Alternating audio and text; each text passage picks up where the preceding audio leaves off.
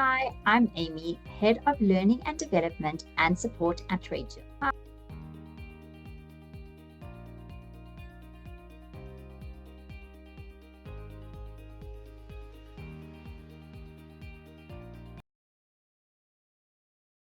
And then to cash. From COD to cash, how clever is that? Okay. So, before we start, might be thinking, then Martin, you just want to create more work for us here. And if we have more accounts, it's just to phone and more data to collect and more obstacles in our way. Not actually. We'll highlight all of these things to you, Nana, and we'll show you how, what, when. I can tell you this. And what? And I'm not trying to sell trade shields, but we helped one of our clients convert some of their COD accounts to term accounts.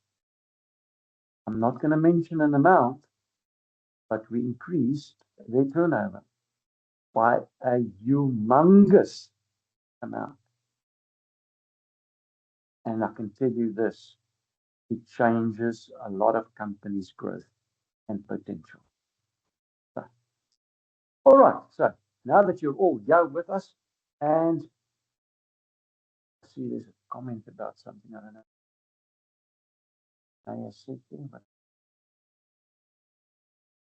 Is it just me or is Martin sound soft? No, Martin does sound a bit soft. Martin, can you hear us well? I can hear you. My sound is up. I will talk a little louder. I'll stand a little closer and let's see. Maybe that will be better. Perfect. Right.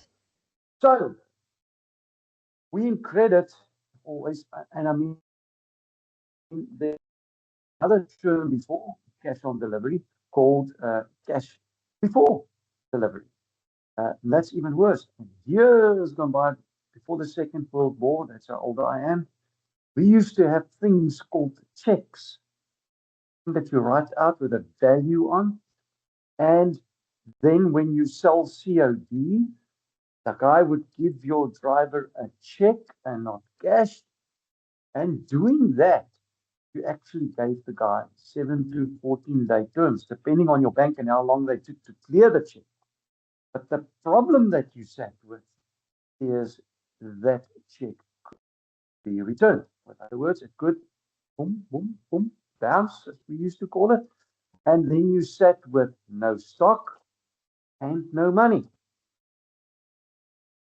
Would have been a disaster in today's world. Of course, and even then, I think you had to wait 7 days before you could cash the check, right? Unless it was made into a cash check. Yeah. If it was a cash check, yes, immediately. But you could bank the check, Amy, but it wouldn't clear. Yes, it would for take 7 days. 7 days. Yeah, and some even 14 days, depending on. And now you're sitting and so it wasn't actually a COD sale. It was actually a 7-day to 14-day term sale. Selling on COD. Did you accept it? Yes. COD means cash on delivery. Boy, I don't even want to think about the dangers that is in that state. So I'm going to share the slides with you, and we're going to start this themes. And I'm going to share a picture of what a check looks like. So for those who don't know, I'm just posting what a check looked like. And for those who are a little younger, we used to fill out the little counterfoils for our parents, which was the most exciting part of our day. And we used to keep those counters so that we could check which check we made out to whom, and at month end, I thank God for technology. And month ends, you used to write out the check for the water and lights and write out the check for the telephone. Post them. And post them in the mail. Cross them and sign them because of security reasons and stuff like that. And lick it and stick it. Yeah. The fraud that had happened. Worked for a company in years gone by, and they had a very short name. I'm just going to use the name Martin. So what they would have done, take the at the back of the name and just add an I and call it Martini, and then open the bank account in the name Martini. So they'd steal the checks that were made out to Martin, put an I behind it, Clever. bank the checks, clear the check, close the account. Gone. Very clever. Gone is your man. But we're not going to talk about something that is not happening anymore. We're going to talk about things that's going to happen. So let's talk about Absolutely. converting COD customers to credit customers. Welcome, everybody. And as you all know who I am Martin. And we're going to spend the next couple of minutes talking about this topic, converting COD customers to credit terms. It sounds very straightforward. And the customers that have been paying and are very reliable, and how you would like them to stay reliable and stay where they are and stay paying you. But how will it improve your life or change your life when you convert them from COD to credit customers? Or how will it improve their life? And if it improves their life and it improves your life and it helps you to grow, where is it going to take your business to, and what doors can it open for you? All right. And the saying at the bottom almost sounds like Ulricus du Plessis, knowing when to make what we knowing, and they don't knowing what we knowing. Very tricky. All right. COD protects your business. Is it really true? Credit grows it. That's the truth. All right. COD is a risk management tool, not a permanent customer strategy. So a lot of times when we start doing business with someone and we have absolutely no information available on them, it is probably the safest way to start trading on COD, cash on delivery, with them. It's your best. Customers can outgrow COD as the relationship matures. Now, this is something that a lot of companies might not always recognize, because they say that these guys have been COD with us for years. But is there an opportunity in that customer that has been there for years and they prefer to have COD? Is it really? Have you ever asked the question? COD also creates operational drag, cash reconciliation, drive time spent managing payments instead of completing deliveries, and delays at handover. Credit terms solves this for you and for the customer. So what am I saying here? When you have COD, your driver is now exposed to the following. They got to stop, deliver the goods. The goods are checked as normal for any delivery, and then they're going to receive cash. They're going to have to write out a receipt, and they now have cash in that vehicle, and they were exposing themselves in South Africa to, you all know what, to being hijacked, to being robbed, and they're being watched by someone all the time.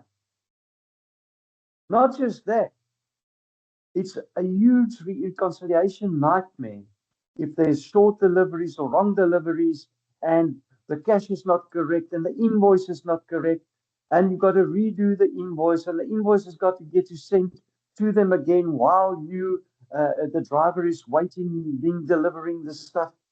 Just think about the complexities that you create for yourself around these things. COD. Also, when you deliver COD or when you sell to a client COD, it means that you got to take the stuff at a specific requested time to the client. They cannot order up front. They can only order when they have your cash available for you. So that you pay, and you will then have to make a special delivery because of the arrangement that you have made with this client. The question is not whether to offer credit, it's whether you are ready to manage it well. So if you already have an existing credit portfolio and you're now looking at converting some of your CODs into cash, there's a way to do it. And we're going to take you through that. What will we cover today? Identify ready customers. And those are the customers that are existing CODs. And we're now going to say, why would we convert them? Behavior and history to look at. What is it that we're going to look at for? Due diligence. Checks to run even for the customers you know. Structuring the first limit. That's your credit limit. How much credit would you want to give them? How much have they been buying on COD? Will they be able to afford the same credit limit as the value that they were buying for COD? Manage the first 90-day period. Not giving them 90-day terms, please. Let's stay away from those long terms. And having the conversion take place. Right? That's it. Identifying the ready customers. Payment consistency is over the last 12 months or shorter time. How many times have these guys bought from you? Is there any payment problems? Was it short payments? Was there a lot of reversals that you had to do? Last minute excuses? Just think about it. Those are the things and the signals that you look for and say, do I want to give this guy terms or do I not want to do it? Order behavior. Was it regular? Was it predictable? Is there a growth in it? Was it not erratic? The relationship around this. You understand how they operate because you have now seen this. And is there stability there? That's because that's what you're looking for. You're looking for those guys that are stable, consistent, reliable, buying well, paying well, no hassles, no queries, no questions. Those are the things and the signals you are going to look for. Not the opposite of that. All right? Relationship tenure, we spoke about communication quality. All right? Responsive, professional, and easy to reach. Those are the ones. And business stability. You will very quickly realize which of the clients are ticking these boxes. And then it is for you to say, okay, they've been buying from me for the last 6 months. They bought every single month or every week or every 2 days or whatever, paid me in cash. No queries, no returns, no excuses, just managing their COD account consistently. Paying well. Now the decision will be, how do we move from this to a term account? In some instance, you might already have a credit application that you've completed. So they've signed all the T's and C's, and they've already agreed to that. You just didn't want to give them a credit account at that point in time. If not, pop a credit application through to them and start the process. Get them to sign the T's and C's, and then ask them, would they like to convert the COD account to a credit account? And what credit limit would they like to have? You already know their behavior. You've already seen their behavior. You've already experienced their behavior. And you've already been with them as a supplier to them for 3 to 6 to 12 months. Is there consistency in there that makes you feel comfortable? That's the question. If you already have assigned terms and conditions, they've already agreed to that. So you don't have to reinvent the wheel and get all of that re-signed and everything like that.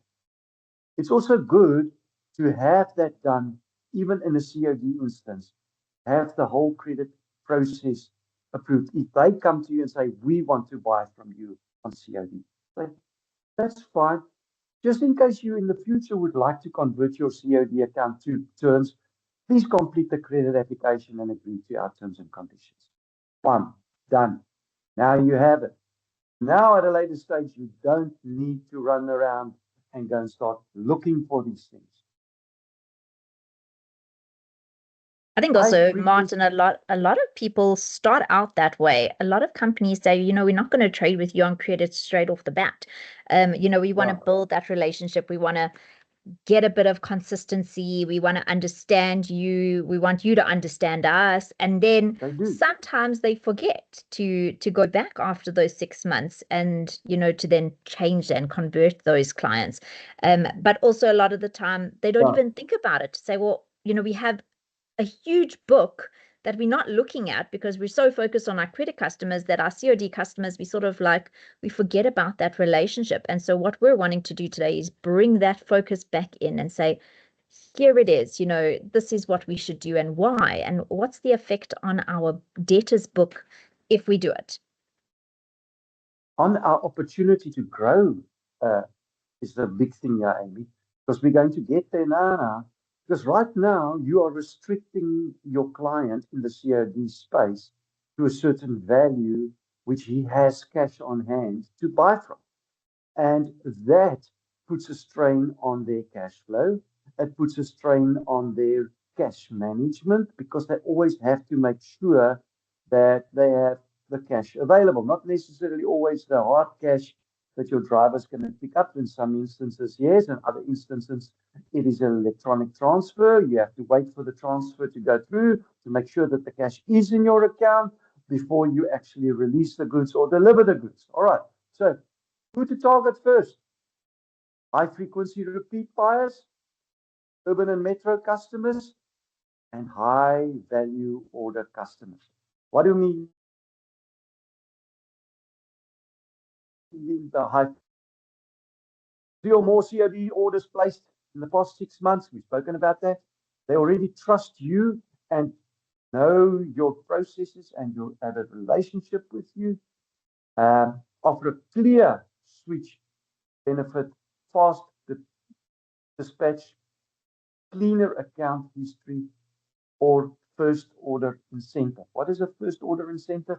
If you convert your account to credit, this is what we will offer you. We will offer you the first month a settlement discount or whatever. A little carrot there. All right. Urban customers or metro customers. What are we talking about? These are the customers in the Johannesburg, Durban, Bloemfontein, the big metro areas. Why are we talking and saying this? Shorter deliveries from your warehouse there, quick customers that are close to banks or close to you or close to everything else. It's not in the sticks where there's uh, internet problems and they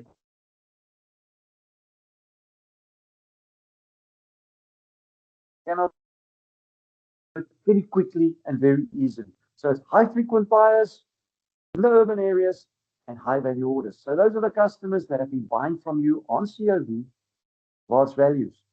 And I mean, a large value,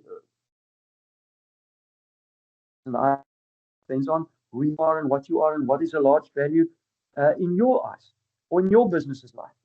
And also, how quickly will they be able to move on or move your stock that have they just bought? Is it that they're using it to manufacture? Is it that they on sell your product? What is it that they do with your product? All of this is going to give you those green lights to say, these are high frequency guys. They buy from us on COD on a regular basis. Let's look at converting them. They're close to us. Deliveries are quick and easy and very nice to handle. And we've got a good relationship with them. We interact with them on a regular basis. They understand our processes. They're already following our processes. They know how we deliver. They know how to place an order with us. And we know what they need. If it's a purchase order that they want to place with us, even if it's CODs, we know all of that. We've started to build that communicative relationship with. They also buy for high values. So let's start looking at converting these boys or girls. 4 things numbers do not always show. Payment timing. Do they pay the right amount terms or ahead of it? A customer who consistently pays on the 28th or 30th a different from one who pays 1 day or 10 days late. Bounced payments. I don't even want to talk about it. I can understand the pain. Now, we were talking about checks just now. Unfortunately, we don't have those devils in our lives anymore. But a check was a dangerous thing because the guy would issue it and then stop the check. And then the check, there was no funds in the account. Then it said, refer to drawer. I can see some of you, the hair on your neck starts standing up when you hear these things. But electronic payments can also bounce, can also be returned, because there could also not be funds when they try to do the fund transfer and it can't happen. Query handling. When disputes come up, do they engage constructively and resolve them quickly, or do they use queries to delay payment? How they behave when something goes wrong tells you a lot. Now, if you have a COD customer that is complicated when there's returns and things like that, do you want to convert them to a credit account? That's the question you ask yourself. All right. Order patterns. Do they order because they planned it, because they urgently need it, or because someone else don't want to sell to them on account?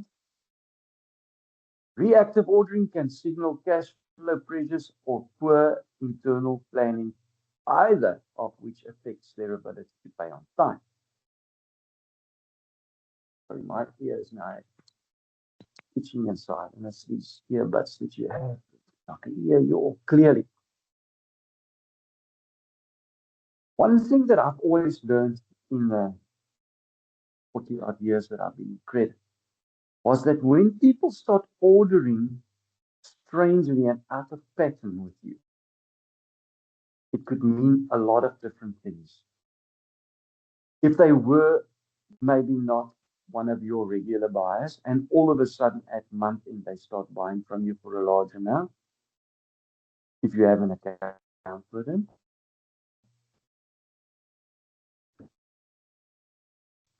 if they all of a sudden start stretching your account, why? Which they've never done before. All of these are little signals that something is going wrong. Same with a COD client. If they've always bought from you on COD, always paid on time, cash from your bank, all the cash was given to your driver, no queries, no questions, there you go. And all of a sudden, they now start questioning, querying, delaying these tactics. Do you want to convert those guys or not? And if they are your credit accounts, what is the problem there? Little things like that you can teach your controllers, or your controllers that are on the call with me right now, can make a note about and say, why are our clients or the COD client behaving differently or like this? And we're talking converting. So now when you start selecting ones that you want to convert, do I see this behavior in the COD? And do I want to convert them? Now you might have a credit controller that is solely there to do your COD accounts. And if you have, is your COD account managed a one account and all the CODs goes through there? Or do you create a COD account for every COD client? Depending on the products, of course, that you sell and things like that, might be certain things attached to the requirements. If you're in the liquor industry, you might need a liquor license, and all of those kind of things needs to be ticked, and there's boxes and stuff like that. Depends on which industry you are in. But my suggestion is, COD accounts handle. But also, before you jump into the next thing, Martin, the other thing to say is that to have drivers driving around with cash in their hands is a huge risk to your business. You're putting the drivers at risk, because if it becomes known to syndicates that this is what is happening in your environment, and especially if the cash is of large values, that's a huge risk as well. So it's not just even the matter of the client didn't pay you; it's the fact that they did pay you, but unfortunately, we live in a time where where we get targeted for cash. And so moving away from cash also takes away that issue that you may be putting your drivers and your company in. Absolutely, Amy. And you know what? The worst part of it is that they not just need to come and collect cash from you. In some instances, they need to have a petty cash because there might be change and stuff like that involved. So now they have to have cash on them as well to give you money back. And now you increase the risk even further. And not just that, and please don't misunderstand what I'm saying, but you're also creating opportunities for your own staff to put their hands in the cookie jar. Absolutely. In other words, to Absolutely. steal money from the petty cash that they have. So it's temptation, it's putting like a candy in absolutely. front of a person and saying, don't eat that. You know what? I've always said in my life, if I want to fire someone, I give them petty cash to handle. It sounds rough, but it's true. It's true. One moment of weakness, one moment of desperation, and you've created the opportunity. But let's walk away from the negative. Let's do the positive things. Due diligence before extending terms. This actually, people sometimes want to take shortcuts, especially when they feel like they already know the customer well, and they now want to just give the customer credit. Don't do that. Follow the rules. Follow your company's policy. Make sure that you do things the right way. If you do not use Trade Shield, a bureau report. Tip C, financial review, bank statements, annual financial statements, bank account verification. All these things are just ticking the boxes. And a little Google search. Are they really who they say they are? If they recollect cash customer. Walk in, pay you, walk out. So go into Google, put in their address, and see if they really are where they say they are. Bureau reports is just a confirmation. Are they registered? Is this the reg number? Who are the directors? Where are they based? Check Google Maps. What bank account they have? Verify the bank account. And if there are some trade references, if someone still gives trade references, in some instances, some bureaus reveal who the trade reference is, some bureaus don't. But now you can actually see who else they are buying from. And you can very quickly pick up if this client is going to be worth you converting from COD to terms. Checks you still can run. Checks you still run. Come on. There we go. Setting up the legal foundation. Why a formal application still matters? Why? It's your terms and conditions are in there. The restrictions to certain of your internal rules and regulations, depending on the product that you sell, depending on how returns can be handled. Is it that can go off milk? I'm just using an example. How can the product spoil? All of these things needs to be stipulated in your terms and conditions. And if you don't have terms and conditions, if you don't have a credit application, you cannot hold anybody responsible for these kind of things. So make sure that you have these things, even if it is a long existing COD customer and you are converting them now. Even your normal customers, it's a good habit. Every couple of years, send them a credit application, get it filled in correctly. I know that we check them on Subsea and know if there's a director that has changed or something has changed, but sometimes even those companies are not up to date. Or shareholding changed. Someone else have now started taking shares in that business. It's revealed to you. Do you know that? All right. Establish a legal basis for the credit relationship, record the credit limit and payment terms both parties agree to, creates a clear record of what is agreed and when. It makes any future enforcement significantly simpler, gives both parties clarity on what they are entering into. The other day, we in our business, we spoke about an acknowledgement of debt. I mean, completely different things now. But an acknowledgement of debt is such a powerful instrument because once someone has signed an acknowledgement of debt, it means that they have absolutely no dispute. Now, a credit application says, these are our terms and conditions that we are going to enter into contract with you and sell to you on credit. And they sign that. So now you're taking the opportunity for dispute out of the equation. You agreed to pay me on 30 days. You are not. That's why I handed you over.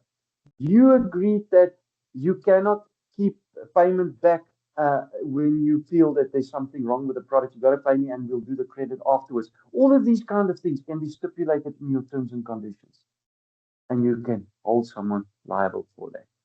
Without a signed agreement, the credit arrangement rests on a verbal understanding. This is not the position that you want to be. Document checklist, complete and signed credit application, trade references if you want to do that, company registration documents, if you don't have direct access to subsea online systems that you might be using, director or ownership identification, documents, IDs, signed terms and conditions,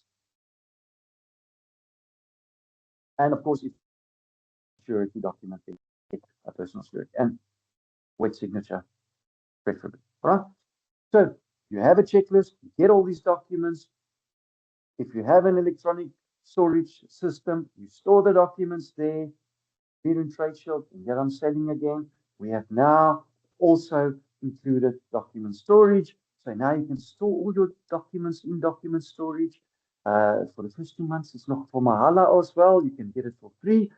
You know, we have that little carrot, and then you load all your documents in there, and then we charge you lots of money for it. Now, man, it's actually very, very cheap and very reliable. So think about it. Talk to your accounts manager about it. It's convert. Structure the first credit limit. Now, this is actually one of the most critical things there is. If you use TradeShield, we can help you by structuring it. We can build your risk adjustment framework in the background that understands your risk appetite, that understands what you were looking for. If you have a minimum credit limit that you'd like to do or to introduce, it means this is where we start. We don't worry. Give them 5,000 if they ask for 5,000. Give them 10,000 if they ask for 10,000, as long as they meet this criteria. Payment risk is not higher than medium. Risk is higher than medium. Give them 5,000. Now, at least you've given them a first credit limit. But if you don't use TradeShield, then how and what are you going to use as a guide to say, this is going to be what I'm going to look at as a first credit? What did they buy from you on average? What do you feel comfortable with? That is there going to be a need for that volume of product? In other words, if you give them 100,000 rands worth of toilet rolls, what the hell are they going to do with it? Or are they a wholesaler of groceries and that's just one of the products that they're buying from you and they're going to sell them? Just the question. Think about product, selling, volume, payment, previous payment experience, and how they would handle things in future.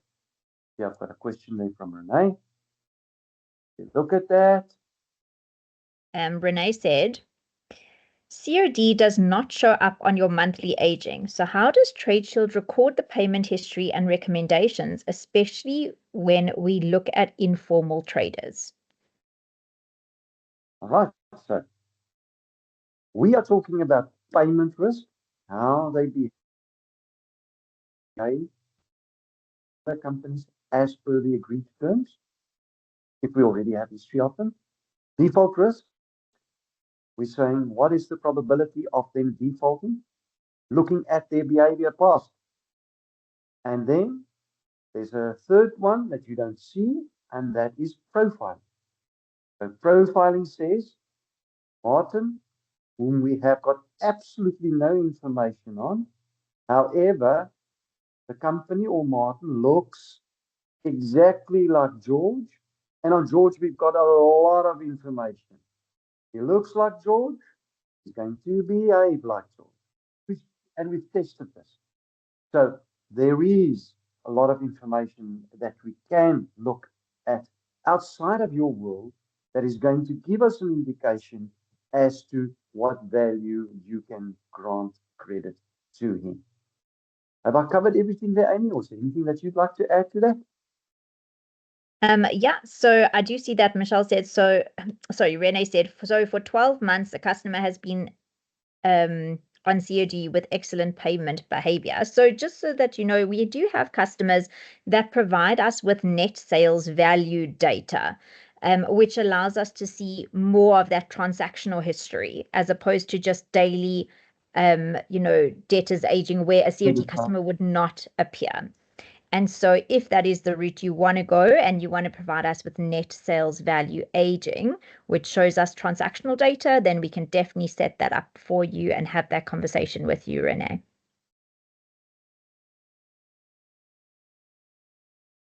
So we do then monitor, when we have that information, we monitor the sales and of course can see how they buy from you and what values and those kind of things. That's what we did for the customer that I spoke about right in the beginning of our introduction to our training today, or our conversation today. Start conservative. You can always grow the clients. That's what we always say.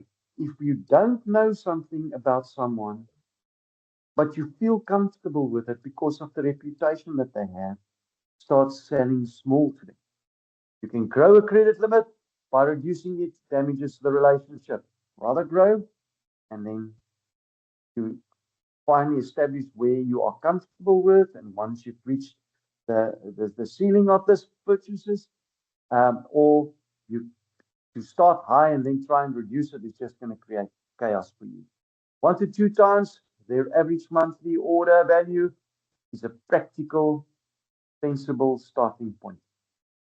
If you know you can afford it and you're comfortable with it and you've always seen once you deliver, Bob's your uncle. Document your reasoning. Why this limit? Why now? What information have you based your decision on? Do not give the ceiling up front, and I've just said that. Build in room for good payment, behavior, and opportunity for growth. First credit limit is a trial for both parties. Review period is how you graduate from it. And we said it just now. Monitor them for a 90-day period, 3 months. They bought, they took delivery, everything was good, everything was well executed, purchase orders was delivered, delivery notes was signed, payment was on time, 1 month, 2 months, 3 months, depending on how you want to handle this and how you feel comfortable and when you feel comfortable. We say, right.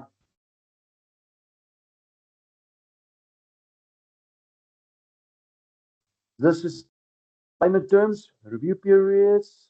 You did freeze a little bit, Martin. I'm not sure if you want to move closer to your modem. It's not a modem, it's one of the, and I've actually got an extender just here behind me. It's just that it happens. It happens. Oh, cool. But if it does, stop me and I will repeat what I said. No All right, problem. so now we start payment terms, guys. And when you give someone the first time credit and your company does the naughty thing and do give 60-day or 90-day terms, do not give it to someone you're just trying to convert. Start them on 30 days, start them on 15 days, start them on 14 days. Be realistic about it. Why you engaged with them on COD in the first place, if it's not that they requested to be COD. Be realistic about it. Be clever about it and handle them from just as much as you want to have. Start with a small credit limit and maybe increase that. Do the same here. I'm sometimes baffled about companies in a very complicated industry, like the building industry, for instance, where margins are minute and they sell on 90-day credit. It scares the living daylights out of me because I don't know how these companies can survive and make money. Because for you to collect that amount of money on that small margin in that long time and avoid queries is scary. Scary. All right. 90-day review is that 90-day period. You can make it 120 days, whichever you feel comfortable with. But when you start looking at things like this, remember what I said about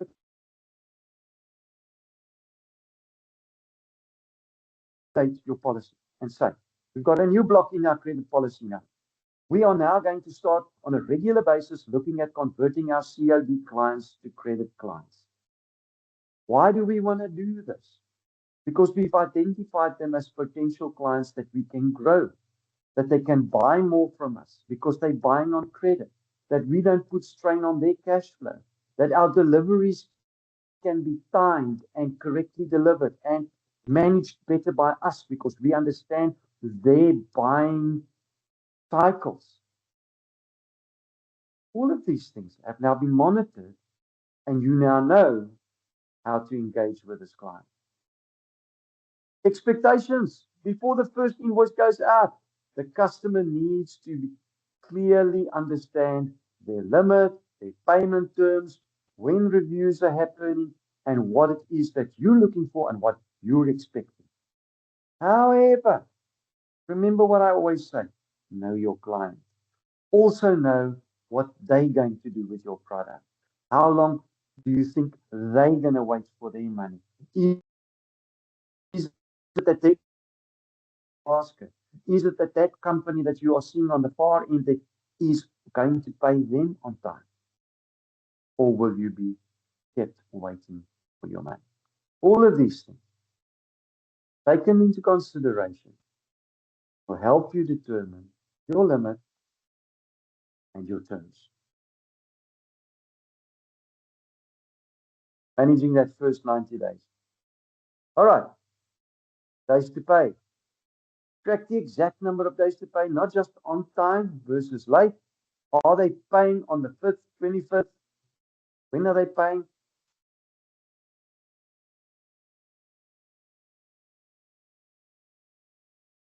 Oh, we lost you, Martin. Occasional queries on. Okay. Did you hear the days pay? Payment again? Are they paying the exact amount on the right time as per your expectation? Or is there a little bit of delays, short payments, and things like that? Invoice disputes. New clients with disputing from the word go, which was never happening in COD. Not good. Already a red flag. Order value changes. Theoretical. Suddenly placing orders to the full value of the credit limit. Red light. Communication. Are they easily?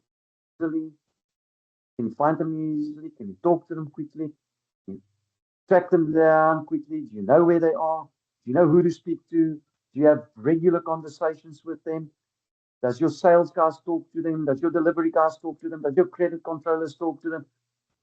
Is there an open line of communication to this client? And of course, then the first payment is always the most important payment. Was it done as per your agreement?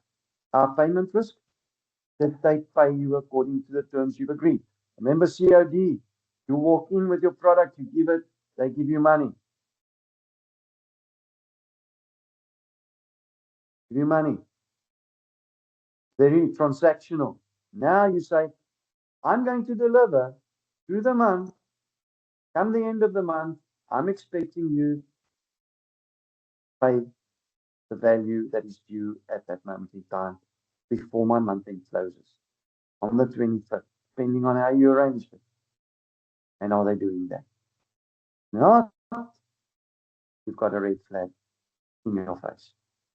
So Naomi has made a comment that says margin needs to build in every month erosion happens at significant percentage. When does the supplier or vendor that needs to be paid versus your payment expected from the customer? I hope I've said that correctly. So let me say it again. Margin needs to build in every month's erosion that happens at a significant percentage. When does the supplier or vendor need to be paid versus your payment expected from the customer? So I think she's saying when you get paid versus when you pay your own suppliers, and what does that look like? If I'm understanding you correctly, Naomi. When you talk, what we should maybe do is take we'll come back to that question, but I'm going to answer a little bit of it. And at the end of the conversation today, we're going to unmute Naomi and she can talk to us about it. But when we talk about margin erosion is a thing that differs from business to business. All right. It is that unaccounted effort to collect your outstanding monies. Unaccounted effort. In other words, you have not accounted for it in salaries, in very specific costs at a very specific time. So if you have accounted for it and your terms 30 days, it means that month's salary for that staff member is being. But the minute you've got to spend extra time, what is the cost of that time? What is the cost of that time? Number one, the phone calls that have been made, extra cost. Those are the things that you need to look at, add them together, and say, this is the erosion that takes place on my margin. So you see a huge turnover, but no profits. The other day, I read a very interesting comment of someone that says, you mustn't just put, when you don't make margin on an account, you must also think about if you stop that account that is now just turnover, is it going to affect your production? In other words, your whole factory is reliant on this one client that you only make turnover out of and no profit. So your business is just going in circles, month after month, not making profit. Know when you're going to get into problems? When everything starts going up that you are buying and your expenses are going up and your costs are going up and you're not making profit and you can't account for that. That's really for yourself. But okay, enough said. Let's get to the next point. Your decision gates, 30, 60, 90 days. Has the first invoice been paid? That's in the first month that you're talking about. On time or late? By how many days if it's late? Any disputes on the invoice? In communication, was it easy or difficult to communicate with the client? Next month. Is there a pattern for me? Is it a good pattern or is it a bad pattern? 2 on-time payments, late payments, reoccurring disputes. Very quickly, you will now see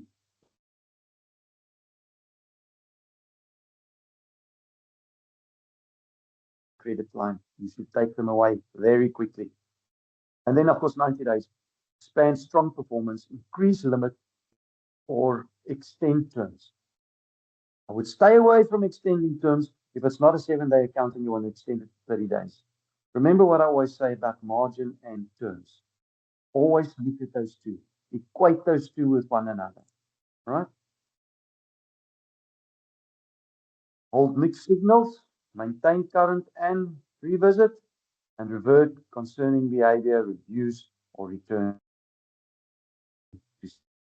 Once the 90-day period is over, and you can be upfront with the client. Say, we're going to give you terms.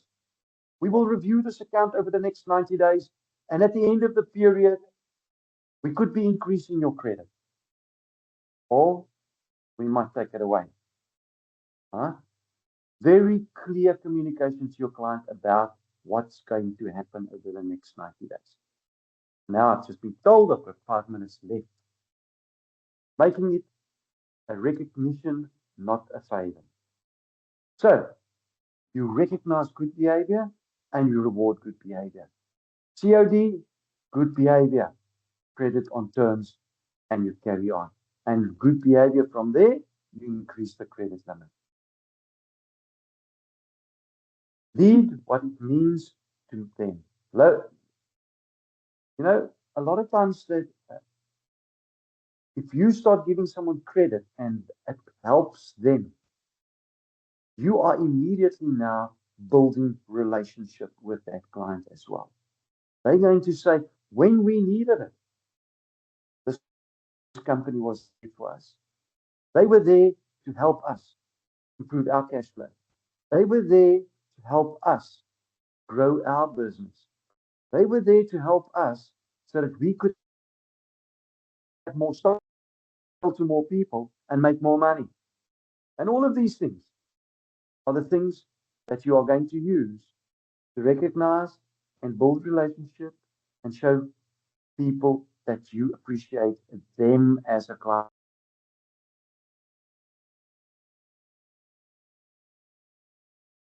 From them as how to frame it. Right? Payment terms, dispute window, credit limit, 90-day review, contact details.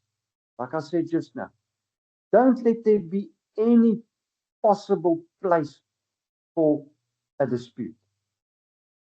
Be very clear in everything you say and do. As you are in your terms and conditions of your credit application, when they start drawing lines through your terms and conditions, why are they doing that? What is the intent? Where are they going with you? What is it they want to do? Is there an alternative behind all of this? All of these things you need to take into consideration and look at.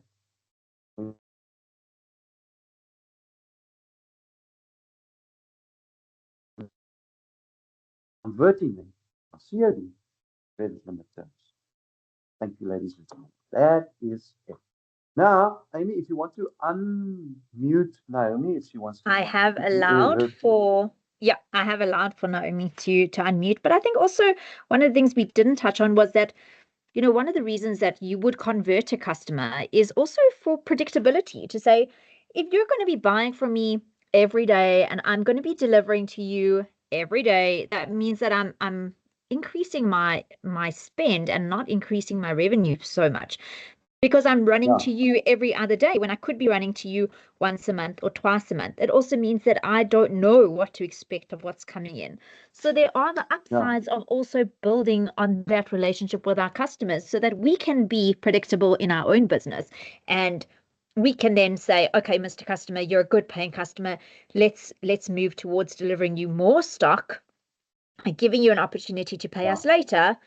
And that would afford you that opportunity. So okay, so Amy, that's yes, where I can come in. I can say I wrote there, margin needs to be built in as monthly erosion happens, and it's at a significant percentage. So yes, you lose monthly margin the longer you extended your terms. However, especially when Martin was speaking about the construction business, he said that you know, you must also, you get a supplier that supplies the cement, the bricks or whatever, but at what terms are you as the business, what terms do you have with the vendor or the supplier compared to when are you going to get paid? Therefore, I'm saying please make sure that you have enough built-in margin, because the erosion happens too quick. And before you see everything, the margin that you thought you're going to make profit of, it's not there anymore. Naomi, you are 100% correct. That is what I preach all the time. Is you got to buy the product and you sell the product. Correct. If that's what you are, if you are in the middle. Or if you're a manufacturer, you buy raw material and you manufacture and you sell. Now, somewhere along all of this, there's this word called margin. Correct. It says, this is what I'm expecting to make profit. Now you ask yourself, what could erode that margin? And how can I prevent that erosion? Or what must, and listen, guys, I'm not meaning this negative to our sales guys and our sales teams, but they don't always understand that the longer terms you give, the lesser margin you're going to make. If they are well versed in finance, they do understand that. But they think that that is just an activity. It's just an action with no consequence. There is a huge consequence on things like giving longer terms. Does your margin allow you to give longer terms? Is your margin built for you to do that? And we're running out of time. But thank you for the question, Naomi. Guys, Thank you, guys. Thank you very much. And I've got another meeting, unfortunately, that I have to run to, Amy. So No I'm problem. going to drop off. Thank you very much, guys. Have a super day, and thank you for giving me your time Thank you. today. We'll see you next week, Thursday. Yes.